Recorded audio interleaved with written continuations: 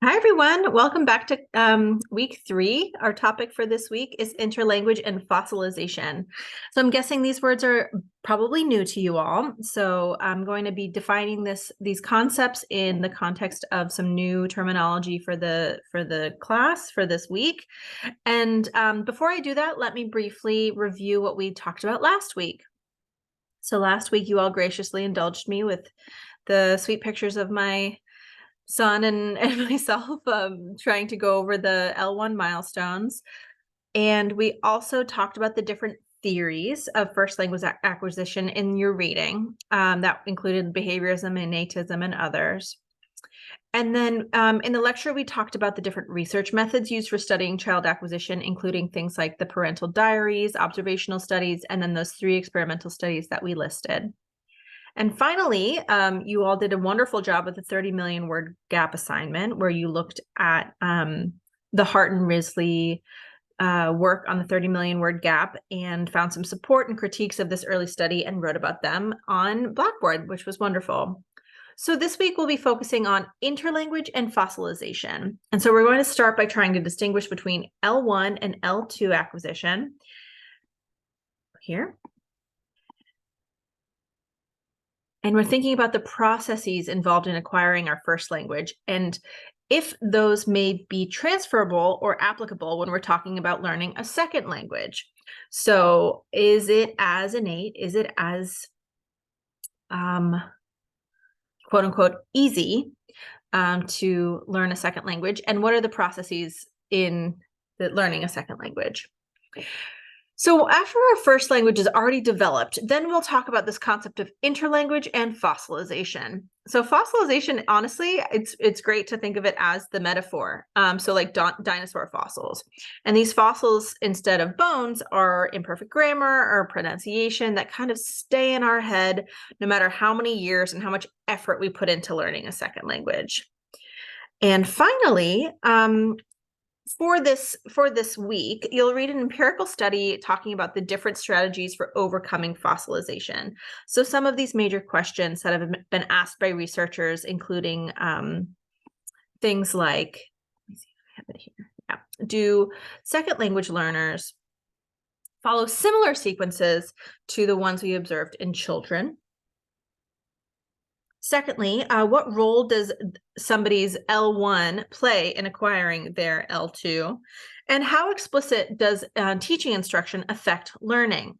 So when we talked about first language acquisition, we didn't necessarily talk about any explicit instruction. So when I was teaching baby Jack the word touch, I would kind of show him the word touch, but then I didn't necessarily teach him the word up. He just acquired that word. And then later on, he has acquired me, ouch, to indicate that he has a boo-boo, a hurt. But no one, of course, because me, ouch, isn't quote unquote grammatically correct. No one taught him that. So how does explicit instruction, when you talk about L2, affect learning? And finally, what is the role of the learner's context? So we can talk about classroom context. So are they in an informal learning environment? Are they in a new country? Is it an immersion program? What kind of context are you talking about? The other kind of context that you can think of are the people they interact with, and are the people they interact speaking quote unquote correctly, or are they in turn correcting the learner? So what is the context that this learner is in? So here's some new vocabulary. Let's define metalinguistic awareness. So this is our ability as, cognitive beings to reflect on what we know about language and even describe language in abstract terms. So meta kind of means above the level of consciousness or above the level. And so we're talking about, right now, this is a metalinguistic moment where I'm describing a more abstract interpretation of language. So a great example of that is the WUGS example that we were talking about, where 3-year-olds don't actually have this metalinguistic awareness that S means plural. So when they're presented with 2 images of a wug, they just go, oh, those are 2 wugs. You know what I mean? The next concept is cognitive maturity. So this is this idea of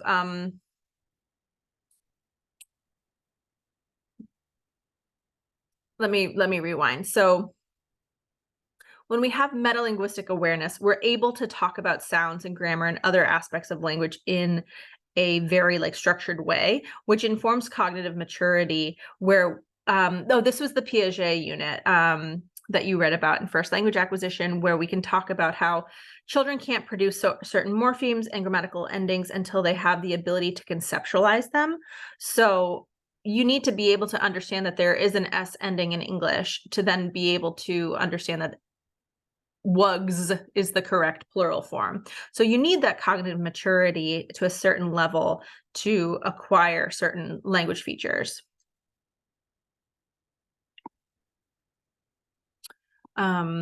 Furthermore with that, it's actually kind of related to metalinguistic awareness as well, because you need to have this level of cognitive maturity and in order to understand what we're talking about, in order to be able to say what it is. So kind of like that morpheme S ending.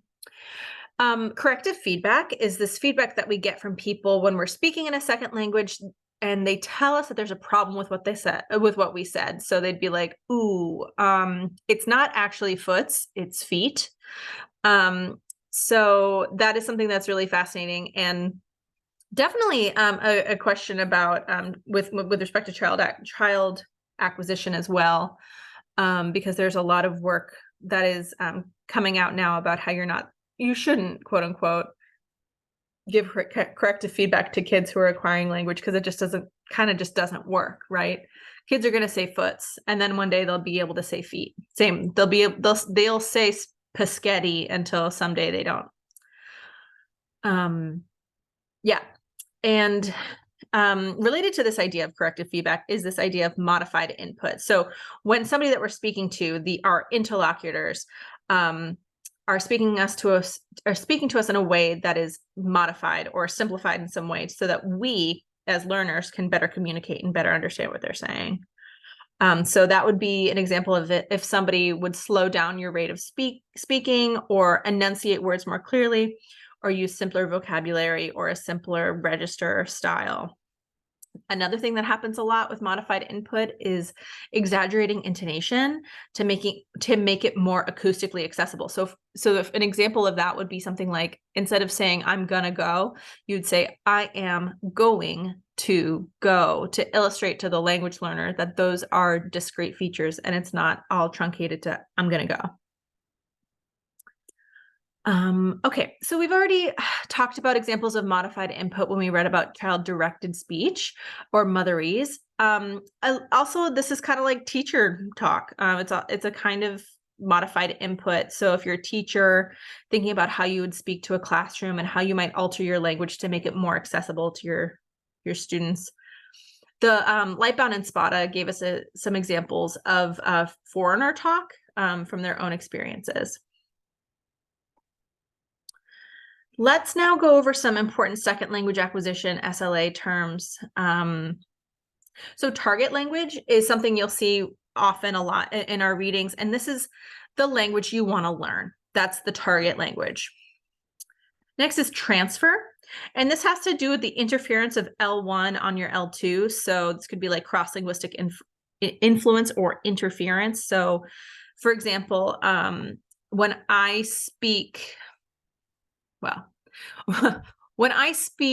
let's say Spanish, my L1 is English, and that informs my phonology, right? That's the representation I have of the sounds in my head. So when it comes to things like vowels, I diphthongize my vowels to no end, because I, as an English speaker, have lots of diphthongs. So if I were to say like, I don't know, it's, oh. But in Spanish, if I were to say something like pero, I would say pero as opposed to pero. You know what I mean? So there's a lot of interference of my L1 on my L2. Similarly, luckily, very luckily, I can trill my R's. I can roll my R's, but my husband cannot, because that is his linguistic interference from his L1. And so if he were to say something like perro, like the dog, he is unable, due to this cross-linguistic influence, his L1 interfering with his L2. Okay. Next is contrastive analysis, or contrastive analysis hypothesis, CAH. This is the idea that researchers basically compare the first and second language of a speaker, and when they do this, they can predict difficulties that the speaker will have when they're speaking their second language. So basically, it's our knowledge about the person's first language that will help them understand the errors of learning a second language. This is similar, but not exactly the same as error analysis, which your textbook also talks about. So error analysis seeks to understand the learner's current state by looking at errors that they make right now, whereas contrastive analysis looks at L1 errors to predict difficulties later on. Okay. Last is interlanguage. So this is a learner's current competence at a particular stage of development in second language acquisition, and it includes elements of both L1 and L2 systems. So the language is the language is a systematic language, but it's not stable. So you're basically still in a different stage when you're learning a second language, and the interlanguage, what they have at any given state in the learning process. So your interlanguage is flux, but in theory, over time, you're continuing to approach the target language, and which is, again, the language you want to learn. So interlanguage is kind of this like a particular stage in the development of an L2 where L1 and L2 are kind of in flux, right?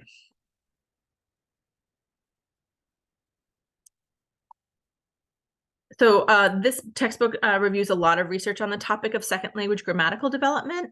So let me just talk about some of the highlights here and some of the research, what the researchers have found when it comes to grammatical development. Again, I love this kind of stuff. If you are interested in more about grammatical errors and grammatical development, please let me know. I think the stuff is super cool. Okay. Oops, sorry. Okay, so one main point that the textbook talks about is that not all grammatical errors can be predicted by the contrastive analysis hypothesis. So, for example, they give a lot of examples on the placement of direct object pronouns in French and English. French direct object pronouns are placed before the verb, and in English they're placed after the verb. So, kick the ball. That's a direct object. According to the contrastive analysis hypothesis, French and English speakers would make that placement mistake in the foreign language, but actually what they find in experimental studies is that it's not the case. So research has suggested, research has basically suggested to linguists that we need to create an alternative theory of interlanguage, which is, again, that influx period between L1 and L2 acquisition. That doesn't involve necessarily a predictive model, but instead looking at errors. And we can basically model this interlanguage grammar, so this flux, that has aspects of both the first language and the second language grammar in them. And we can use those errors to determine basically at what level the learner has arrived in their developmental process at a certain stage. So basically, okay, so what we think is happening, that the second language learner will make generalizations based on the data that they've gotten in that language, from what they've heard or from what they've read or what they've been, seeing in a textbook or intuiting rules from the new language, kind of like their first language. But sometimes the rules that they intuit, or sometimes the rules that they learn, are wrong. And so they get input and corrective feedback and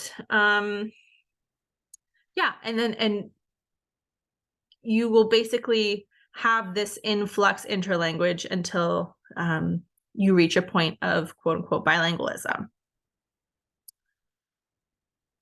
Yeah. Make sure I said everything I want to on this page.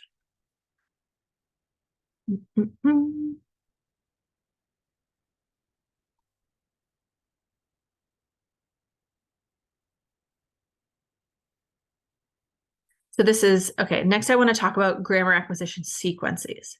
Sequences. Hmm.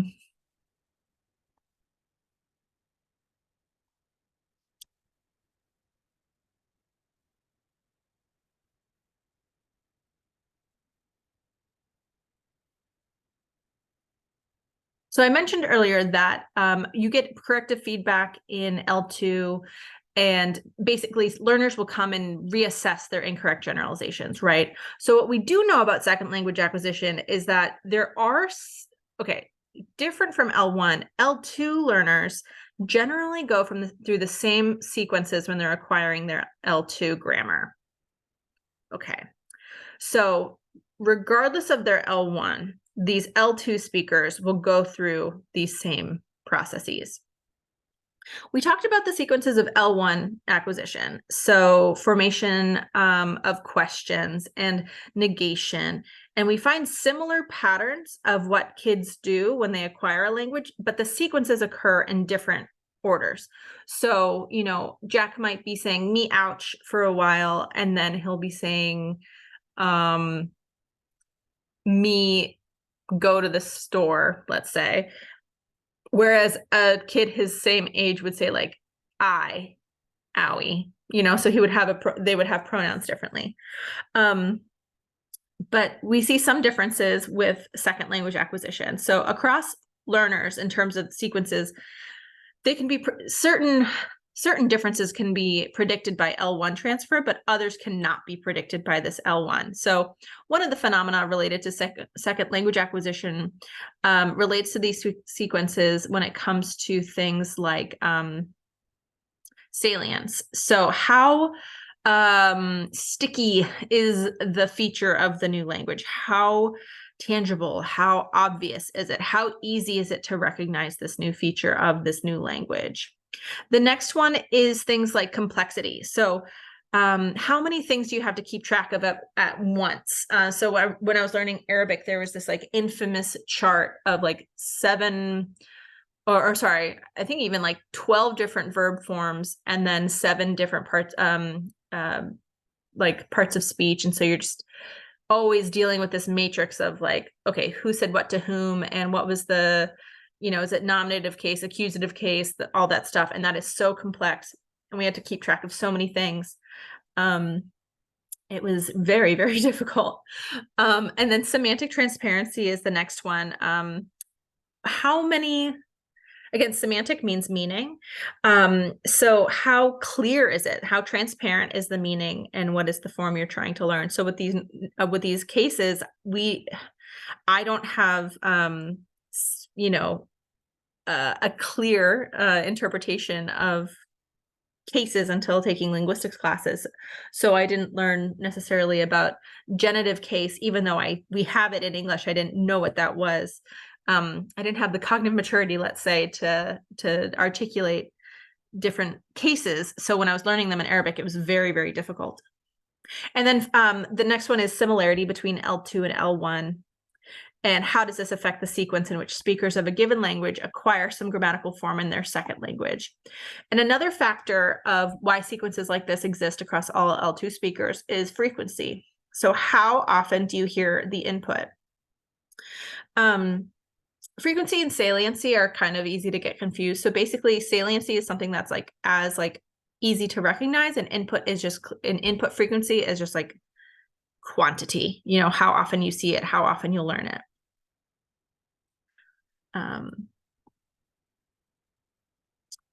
What's interesting to note, and so many of you might be teaching English as a second or foreign language, and you might be teaching a student, and you could see these patterns among your students, and sense that everybody in class maybe is getting the same thing wrong, and you can't figure out why. I would come back to this little bulleted list so that you can see maybe there's something kind of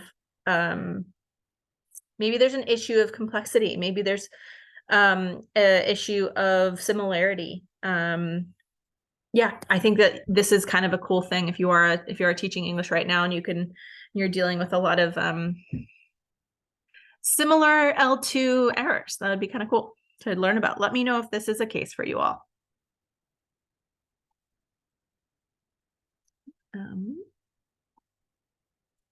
Okay.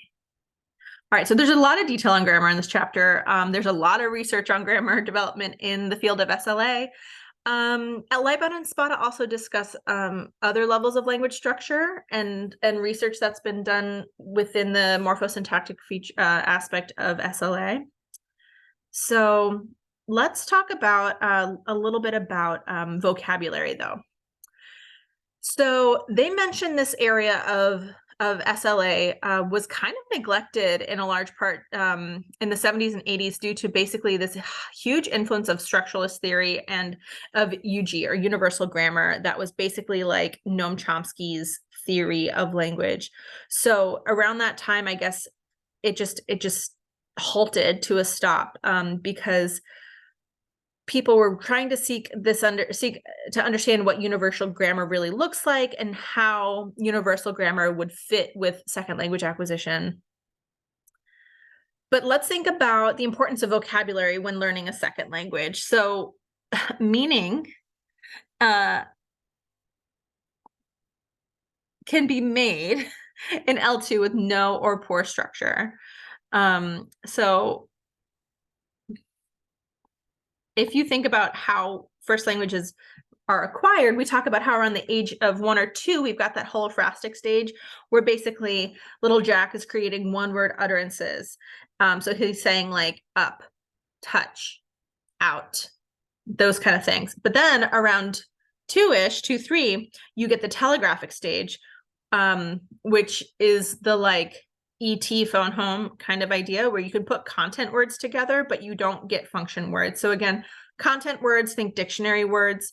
Function words are more like, tense, preposition, articles, that kind of stuff. Those are the grammatical words connecting the content words. So the same goes for adolescents and adults. When we're learning a second language, we can make we can make meaning. Let's say we can make meaning with no or poor structure. So if I'm a second language English speaker, I could just walk into some place and be like, me bathroom, and that meaning can be conveyed with poor, quote unquote, poor structure. So what's really fascinating, and it was really important for me to remember this, but basically everyday conversation only requires around 2,000 words. But English has somewhere between like 1 million words. So vocabulary is huge and varies greatly from person to person. And researchers in the last 20 or 30 years have really looked into this idea of how vocabulary works in SLA. And from there, what that means from, what is the best way to teach it. So, yes. There are a lot of difficulties when talking about vocabulary acquisition, which is another reason why I think some people have neglected this area of research. So what does it actually mean to know a vocab word? Can you consider the differences between recognizing a word when it's used, being able to define it yourself? Or what about the difference between comprehension and production?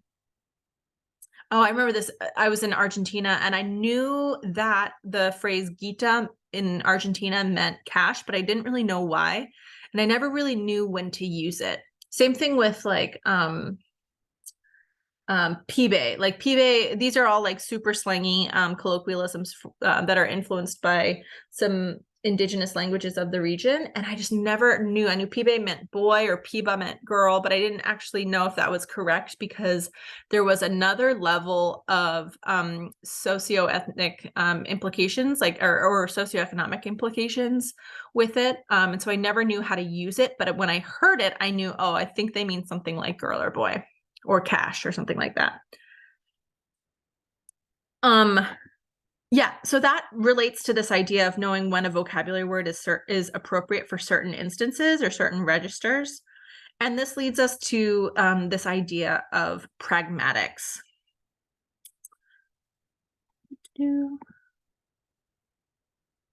Oh, actually, I'm going to get to pragmatics in a second. Let me just finish this thought process basically on phonology. So phonology is this idea of, well, as we talked about last week, phonology is sounds. So this image right here are all the consonants of English and where in your mouth these sounds are created. So when we're talking about when we're talking about the research in second language acquisition, phonology is actually, well, we haven't really researched a ton about SLA phonological representations. So one of the ideas that the textbook talks about, it was overlooked due to this idea of the audiolingual heyday and the critical period hypothesis. So this is the idea that once we get beyond a certain age, a second language is a lot more difficult to acquire.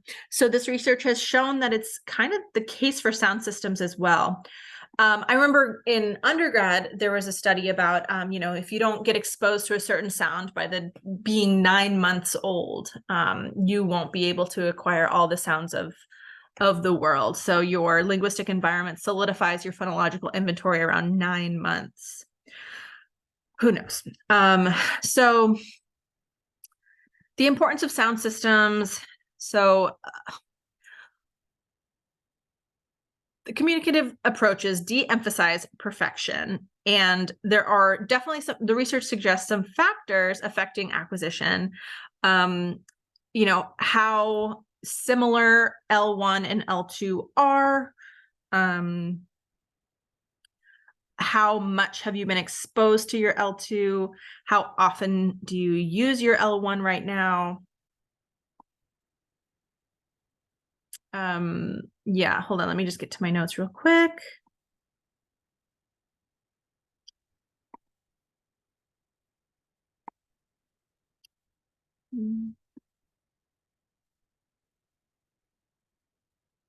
So yeah, this is what's really fascinating is that also it doesn't necessarily, so for instance, if you learn a second language after, let's say, puberty, it doesn't necessarily affect your ability to speak with another person, but it could definitely impact your phonological representation of that L2. So when we have different accents or different phonological representations of your dialect, another reason is that we haven't really talked about, the research hasn't really talked about this because teaching English is so widespread around the world, and there are going to be so many different aspects and phonological systems of L1 English on this, of L1 English speakers on how, like, what is the right accent is basically my question. What is going to be the best accent, quote unquote, to teach English speakers? So there is world English that is spoken. And I have a friend in Britain who teaches multicultural English, and it's so fascinating to hear the phonological representations of that.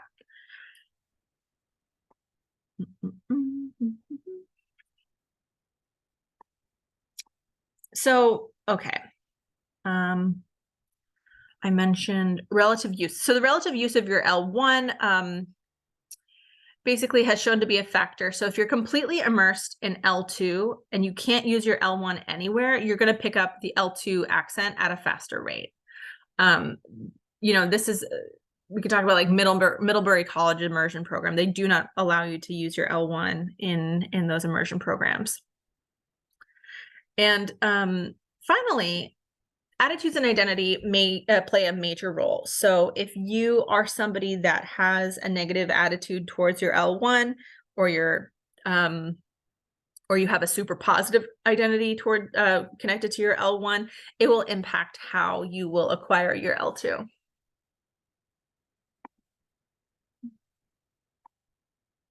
think the next page is pragmatics. Yes, cool. So pragmatics.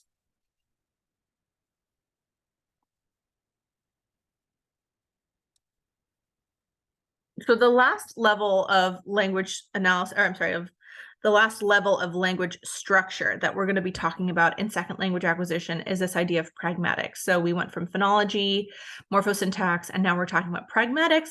And so this is language use in context. So it includes issues of things like directness, politeness, deference, camaraderie, connection,